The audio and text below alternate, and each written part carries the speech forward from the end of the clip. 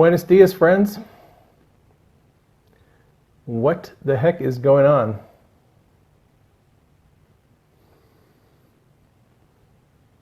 Hope everyone is having a good Saturday. Hola, chica.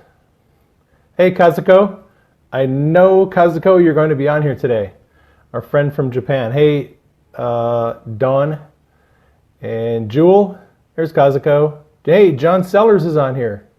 Good to see you on, John. John is a very gifted kingdom teacher. I've learned a lot from John. So thanks for joining, man.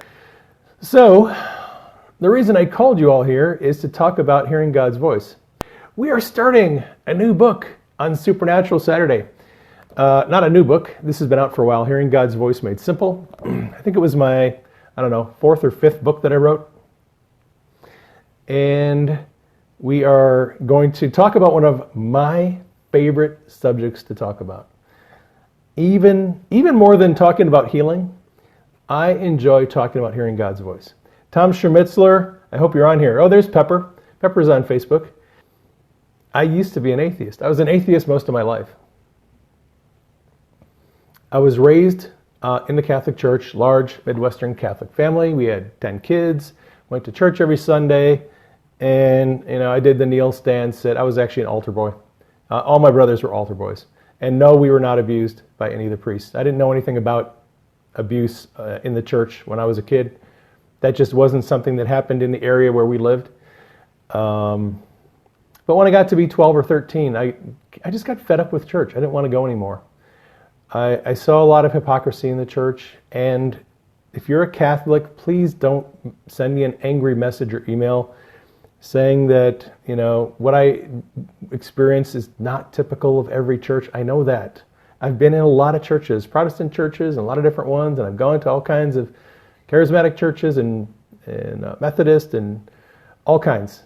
And I know that there is hypocrisy in some and all churches. I get that. You don't have to message me all angry because I walked away from the Catholic Church. Just relax. It's cool. This is not about church. This is about God. All right. So I lived, as I got older, as a teenager, I got very interested in science and biology. I got into college, took some biology classes. I was very interested in chemistry, biology, the sciences. And I became very interested in Darwinism and evolution. And I became convinced that the Earth was created by natural forces. I was a Darwinist. I was a hardcore Darwinist, and I hated religious people. I especially hated born-again Christians, and I hated people who claimed they heard God's voice. In my mind, people who claimed that they heard God's voice were probably psychotic or whatever, hearing voices. I did not believe anyone heard God's voice because I didn't believe God existed, right? And then, when I was about 38 years old, I had a series of life events, and I'm not going to go into the long story. It's a long story. But I kind of burned some bridges at work. I had a friend who was a paramedic partner, and my arrogance and pride had destroyed our friendship. We were very, very good friends. We were very tight, very close. And my arrogance and pride destroyed our friendship. And I was miserable. I was a miserable person for that whole year. It caused a lot of problems at work.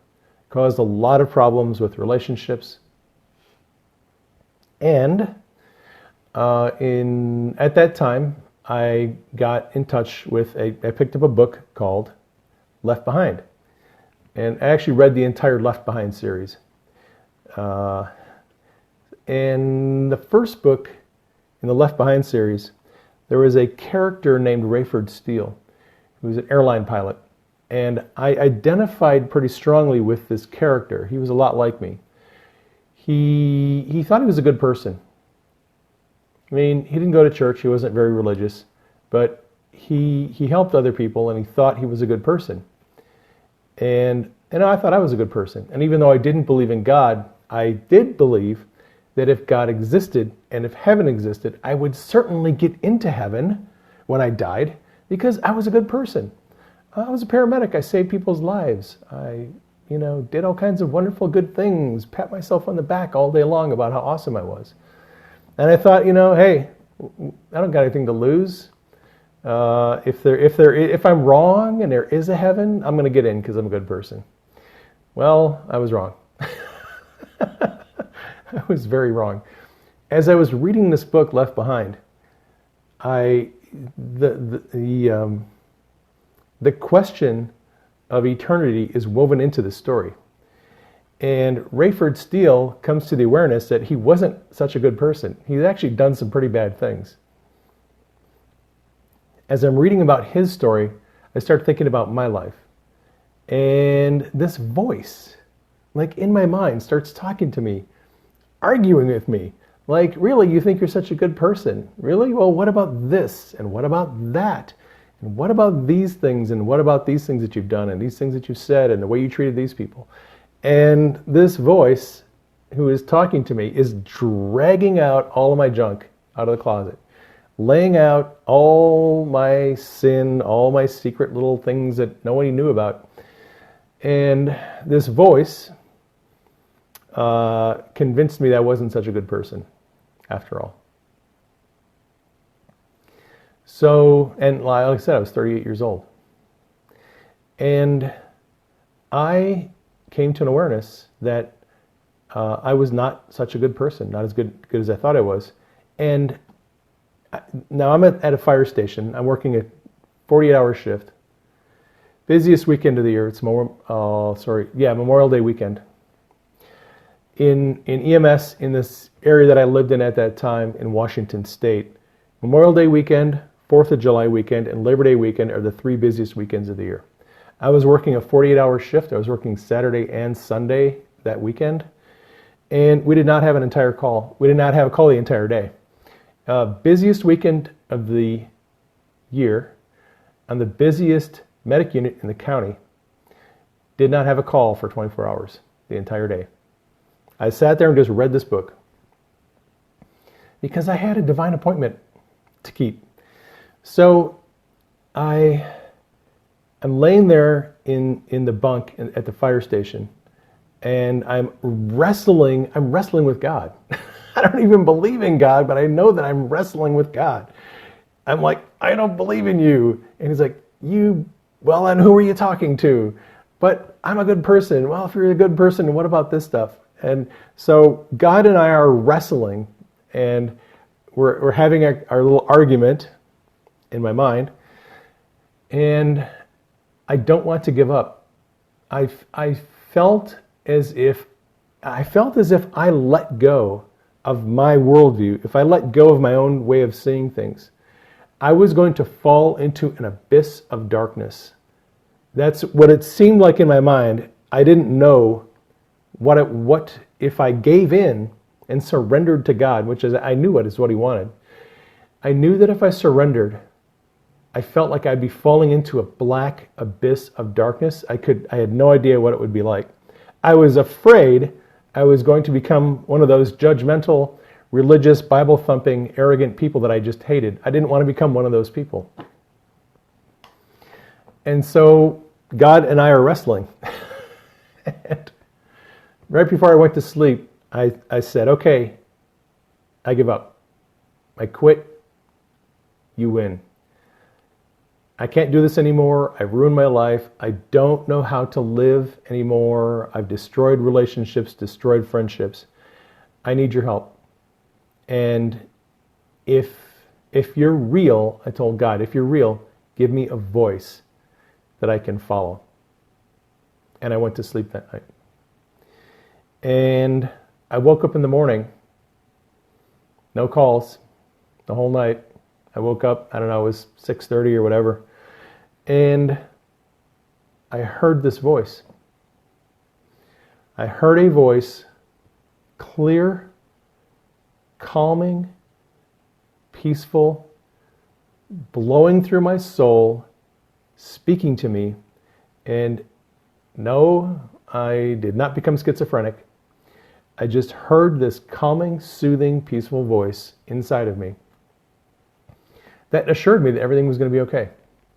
And when I went downstairs to the day room to talk with the firefighters at shift change and get something to eat for breakfast, this voice told me with each person that I met, be nice, be polite. Don't be a jerk to this person.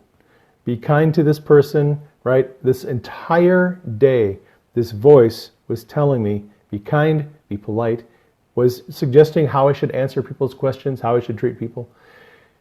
And day after day, week after week, this voice that I heard inside of me was helping me, training me a new way of treating people, a new way of thinking, a new way of treating people, a new way of seeing them. And it started to change my relationships.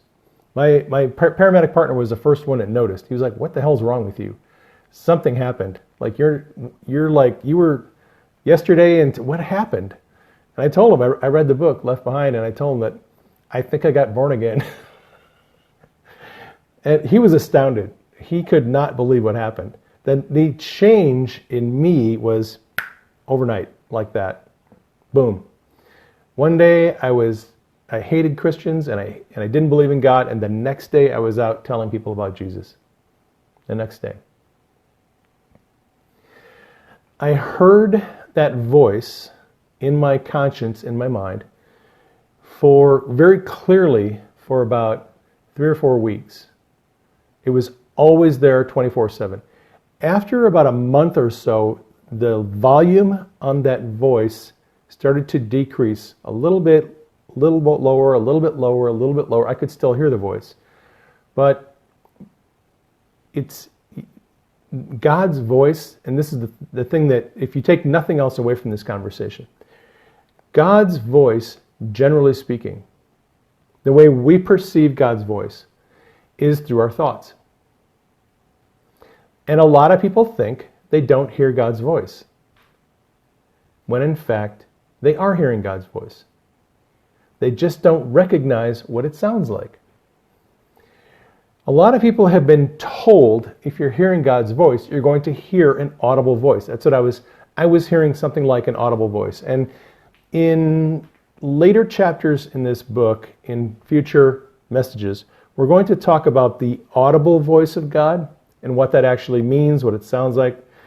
And there's a lot of misinformation about the audible voice of God. But I'll just say this. At that time, when I first became born again, I heard what seemed to me like an audible voice. Of course, it wasn't an actual audible voice, because if it was an audible voice making a sound, everybody around me would hear it. And they weren't not hearing what I was hearing. It was an internal voice. It sounded like an audible voice to me, but it was actually an internal voice because nobody else could hear it. Okay, that's the thing that most people don't understand about hearing God's voice.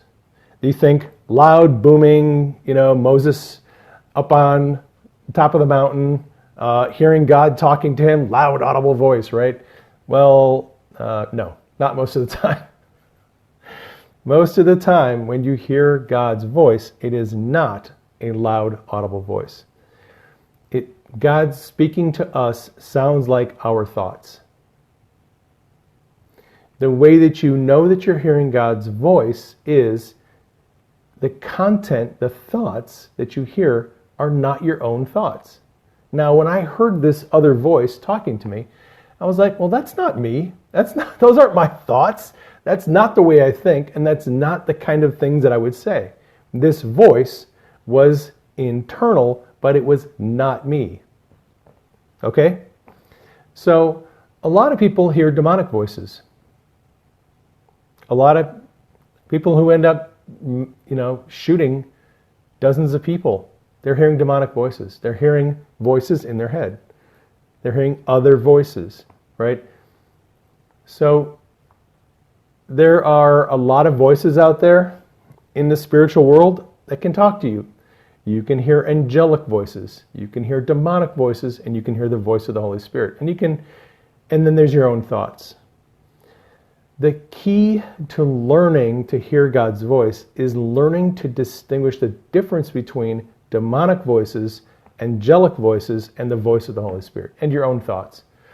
And that's what we're going to do over the next whole bunch of chapters we get to go through. We're going to talk about distinguishing the difference between demonic voices, the voice of the Holy Spirit, the voice of angels, your own thoughts, and how does God communicate to us through our thoughts and through a lot of other things. God communicates through film. He communicates through the circumstances of our life. He communicates through dreams. He communicates through visions. There's so many different ways in which God communicates to us. And we're going to cover all of those things. A lot of different ways God speaks to us.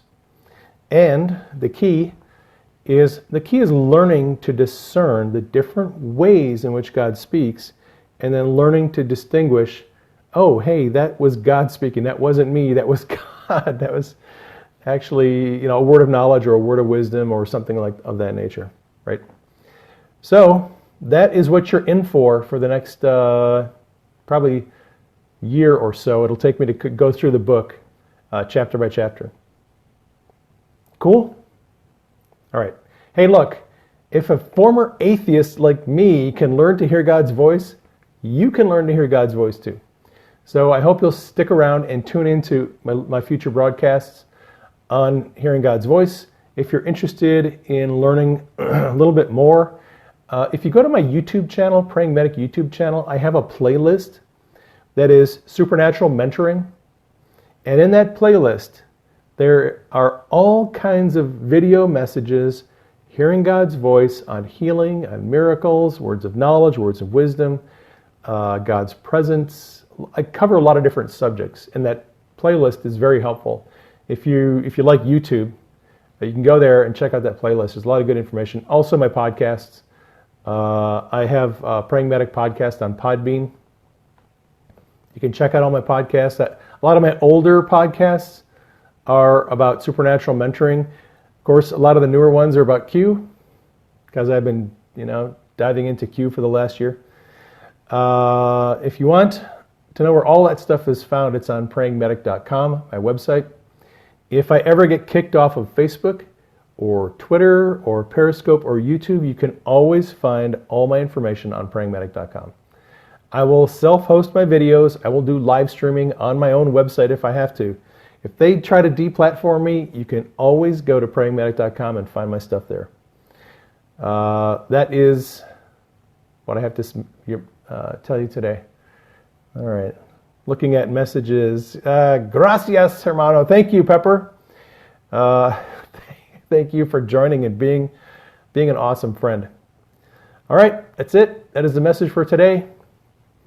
Love you all. Take care. I'll catch you on the next broadcast.